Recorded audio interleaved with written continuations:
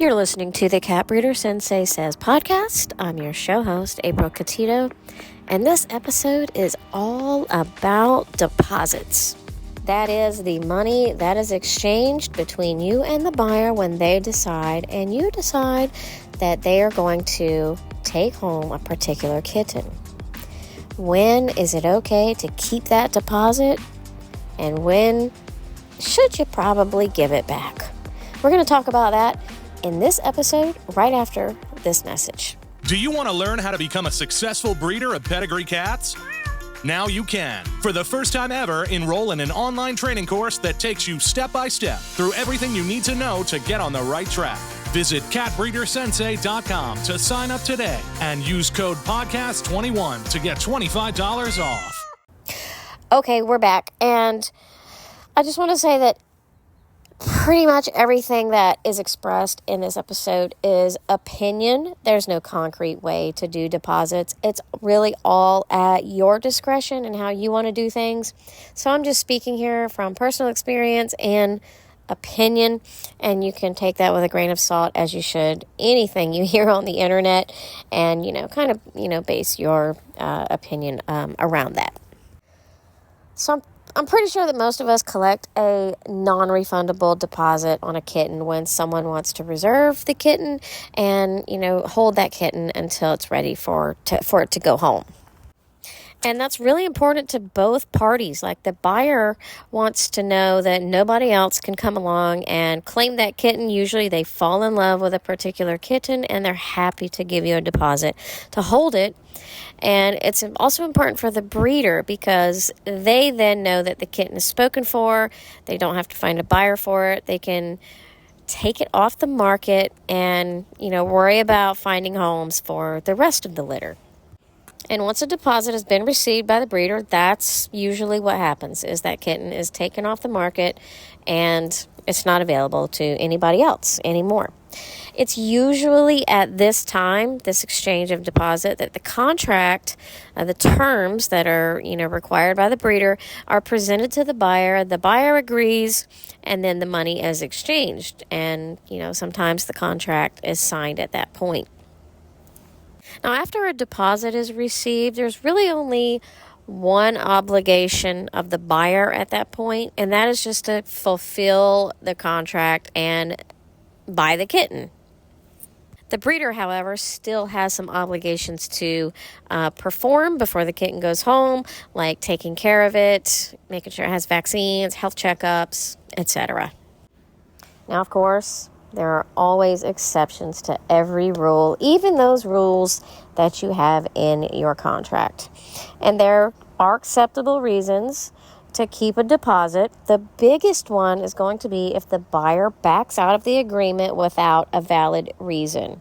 Now, I've added this little thing at the end, without a valid reason, because there's certainly going to be instances where the buyer is talking to you and, comes up with a scenario in their life where something happens and it just becomes not a good time for them to get a kitten, and you're going to feel bad. You're going to want to give the deposit back. I mean, it's just no matter what the contract says. And this is going to be a case-by-case scenario of whether you decide, I'm sorry, the deposit's non-refundable, or you say, oh, I totally understand, it's not a problem, I'm going to send you your money back. Now, I'm certainly not in the deposit keeping business, but I will keep a deposit if somebody backs out for no reason or for not without a valid reason. I had a buyer once that reserved a kitten at 8 weeks old, and then when the kitten was 11 weeks old, so just 3 weeks later, she said, I'm not going to be able to get the kitten. My husband is changing jobs and we're having to move, and it's just not a good time. And, to me, that wasn't a good enough reason, and I kept the deposit. And she was a little upset about it. Of course, we're just communicating by email and text and whatever, so you can't really pick up on their vibe. But I could just sense she was a little perturbed by it. But it was only 3 weeks later, I don't know, I just felt like I wasn't worthy enough to give a deposit back. And she actually came back around and once said, hey, it's the right time now. I want to get that kitten. And she knows that, that deposit has been lost. I'm not going to apply it to another kitten. And so, she's come back and she wants another kitten and is ready to put up another deposit. So, that kind of stuff happens. So with breach of contract by the buyer and they just decide they don't want it and they can't really give you a reason that's good enough, a valid reason, and valid means valid in your mind, then they're going to lose their deposit. So now let's talk about some reasons to refund the deposit. And I have given back way more deposits than I've kept. I've only kept one deposit, and that was the story that I just talked about. You would probably want to give a deposit back if you felt like they had a valid reason, and there's so many things that can happen. You just have to take that case by case.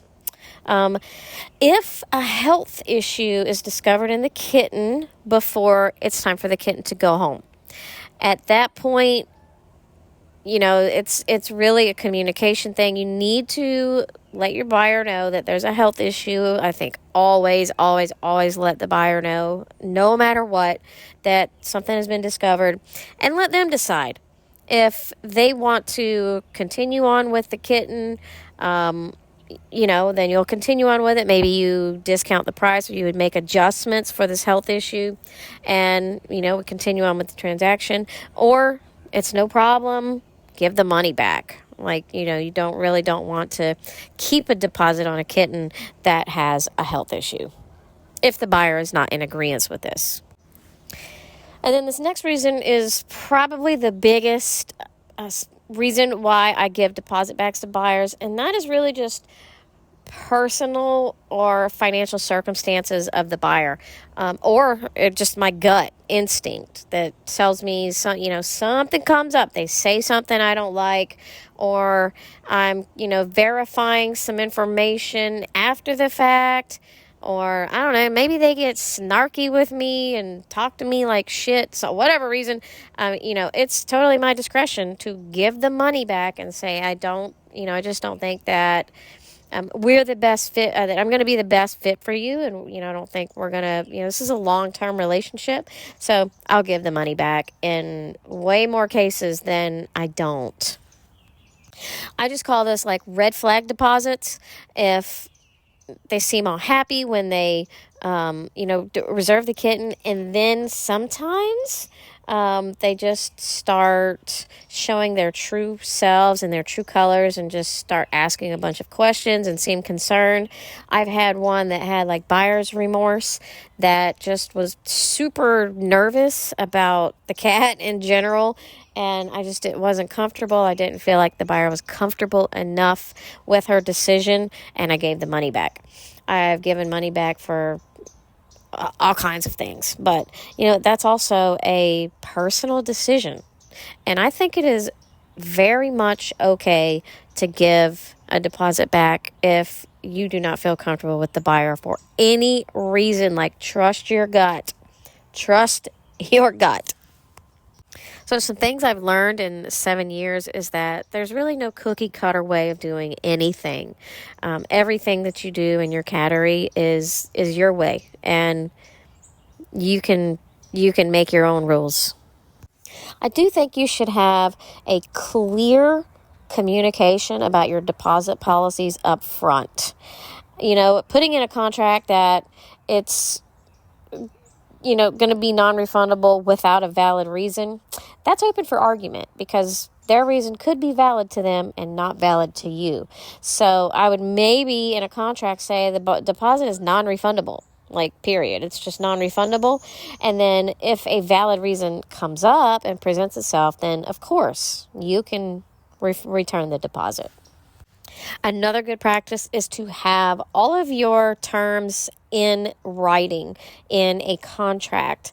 I use digital contracts, so I don't, as soon as someone makes a deposit through my website, then they are agreeing to my terms of service through the checkout process. So that's one way of doing it. And then some people actually send written contracts and get a digital signature. Some people want pen signatures. Again, that's up to you on how you present your contract. But I do believe that having a written contract does help, especially when there's a conflict and you need to refer back to the agreement and say, and let's refer back to paragraph number 4, where it does say, and you agreed to, that the deposit is non-refundable.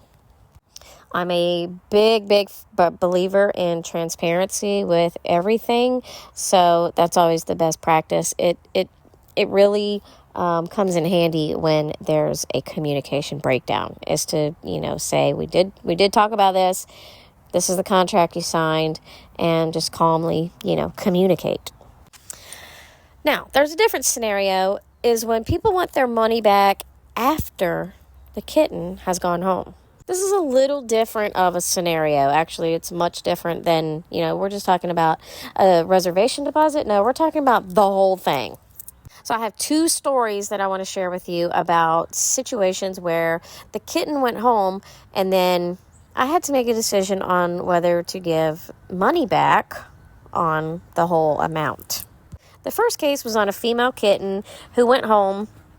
The people were super duper excited about getting this kitten. They just sent me pictures upon pictures, and they were so happy, and videos. And then, of course, they kind of faded away, and I thought they're living happily in their home with their new kitten.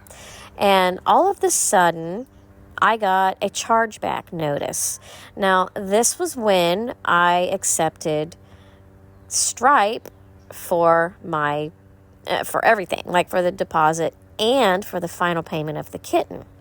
And so when they do that, you can charge back anything. You can file a dispute, and you've got to fight against, for yourself, to try to keep that money, and the buyer's fighting to get it back. Well, they filed a dispute and said, item not as described. And I'm freaking out. I'm like, what? What is going on here? And I really did not have any idea. I thought they just got the kitten and they were kind of shitty people and they just were trying to get their money back for some reason. Like maybe they were broke. I don't know. And I sent her a message. I'm like, what's going on? Like, I got a message that you guys charged back the kitten. And she said, oh, my husband did that. We had to take her to the vet. She ended up having an abscess in her eye, and it was very expensive. And so we couldn't afford it, and we charged it back. And I'm like, wow, okay. Like, she didn't even reach out to me or anything about this kitten or anything that was going on with her eye, which is kind of, beside the point. They don't have to. It's their cat, and they don't have to, report anything to me. But in this case, where they decided to do a chargeback, I felt like I was owed a little bit of an explanation. So I'm tripping. I have to answer this through Stripe. They make you submit a answer. And so I'm like, well, forget it. I'm gonna put together a case, and I'm gonna try to fight this. And I sent all the messages from this buyer. Like, she was super happy with the cat when it arrived. She sent these videos, and she's like, she's beautiful. I love her. She's perfect. And then I never heard from her until she did the dispute, and then the story changed. She had the abscess in her eye, and I even sent and submitted the message where she said we could not afford the vet bill, so we did a chargeback. I'm like, they're certainly not going to let her win with this. Like, this is BS. Like, who gives money back because the cat needed to go to the vet? So I submitted my entire case. I thought I had a great case. I submitted my contract, my health guarantee. I explained that she had not contacted me about anything. It was long after the kitten went home, 2 or 3 months after the cat had been at home. And I lost.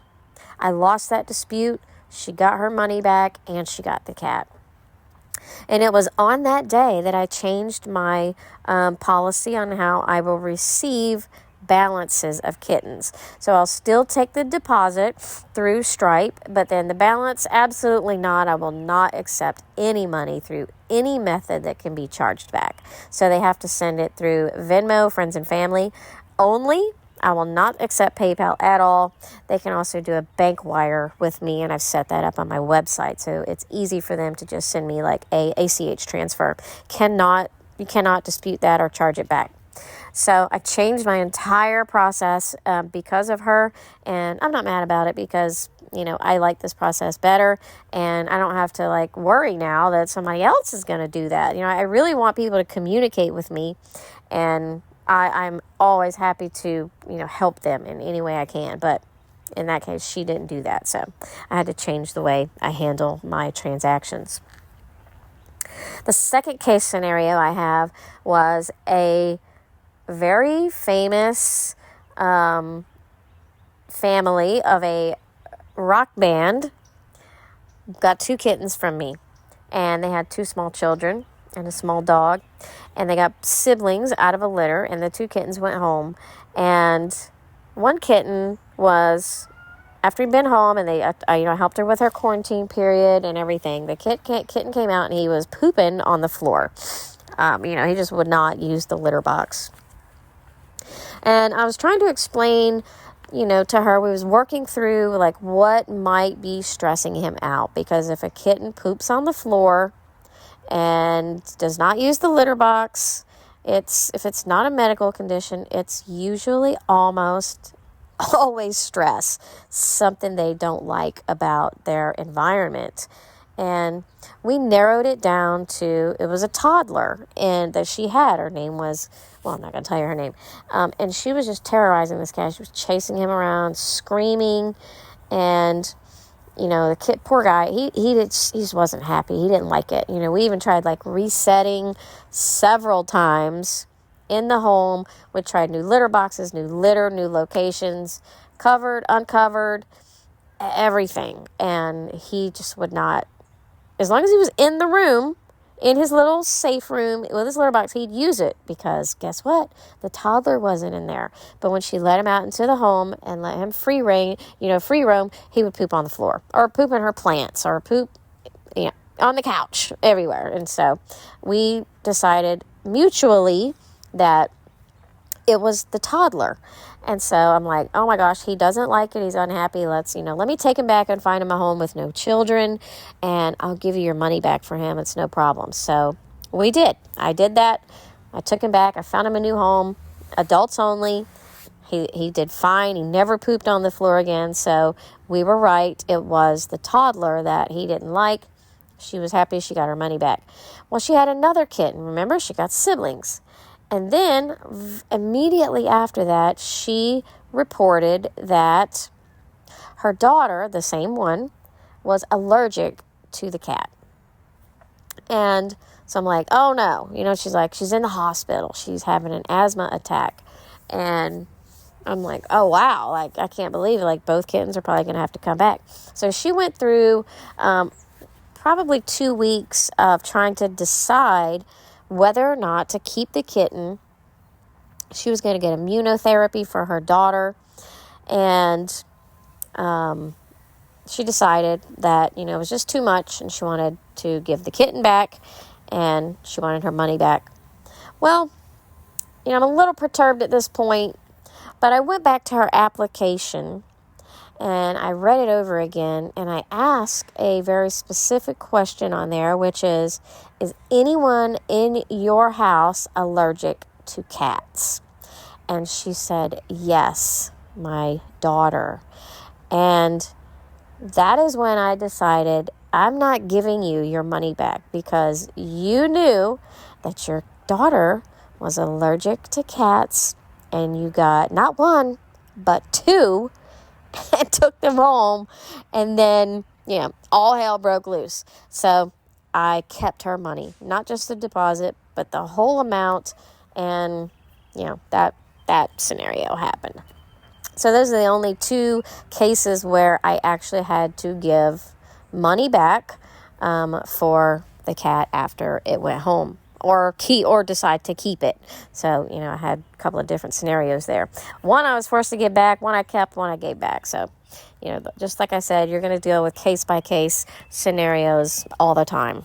So if you talk to other breeders out there in the wild, you'll get different perspectives about deposits and keeping them and when they keep them and when they don't. And, a lot of people are much nicer than me. I'm kind of strict on policies and, principles. And I'm fair, but I'm firm.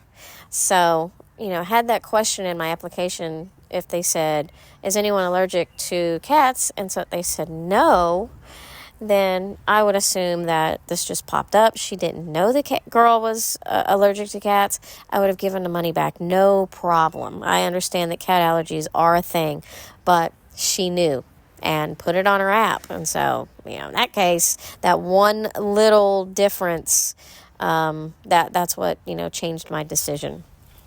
So some of the key points to take away from this episode is that there's no right or wrong way to do deposits. It's your cattery. It's your business. You can run it how you want to, and you can make decisions based on your gut and how you feel about the individual, about the scenario, and about where your kitten is actually going and where it will live out the rest of its life. Just thinking about that long term a lot of times will just make the decision easy for you, and you may be able to just say, you know what, I don't want my kitten going there. I'm going to give the money back and feel better about my whole decision here. It's really important to really always think about the well-being of your kittens and how they're going to grow up and mature and what kind of environment they're going to be in. And you want the buyer to be happy. You want the buyer and the cat to be happy in the long run. If you think that that's not going to happen, then at that time it's best to part ways always. And then, just know that your decisions, you make your decisions based on the well-being of your babies. If you want opinions about keeping deposits or not keeping deposits, it's discussed quite often in our group, the No Judgment Zone cat breeder community. You can join us on Facebook, where we don't allow any meanies, no cat hags, nobody judging each other for things they do or don't do. So you can come in there and, post your scenario and get opinions from plenty of other breeders about what they would do. And then, it might help you make a decision that way. So thanks for listening. And I hope you have a great day. Make good choices out there. And I'll see you next time.